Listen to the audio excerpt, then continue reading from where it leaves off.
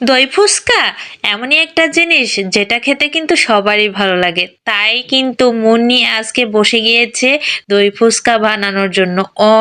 অনেকগুলা ফুচকা ভেজে নি, আর আগে থেকে একটা আলু সেদ্ধ করা ছিল, কিছু ছোলাও সিদ্ধ করা ছিল। এর মধ্যে ভাজা মশলা, পেঁয়াজ, বিট নুন, সাদা নুন দিয়ে তারপর একটুখানি ঝালের গুঁড়া দিয়ে সুন্দর করে এটাকে মাখিয়ে নিল। আমার কিন্তু এটা একটুখানি চেখে দেখে জিভে আর কি পানি এসে গিয়েছিল।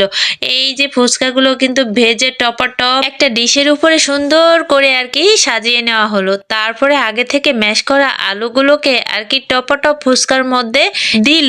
এরপরে টক দইয়ের মধ্যে একটুখানি বিট নুন আর একটুখানি চিনি দিয়ে ফেটিয়ে তারপর ফুচকার মধ্যে দিল, দিয়ে তারপরে আবার একটু তেঁতুলের চাটনি, তারপর ঝুরি ভাজা দিয়ে একটুখানি চাটনি, তারপর আবার টক দই আর একটু ডেকোরেশনের জন্য কাঁচা ঝাল দিল।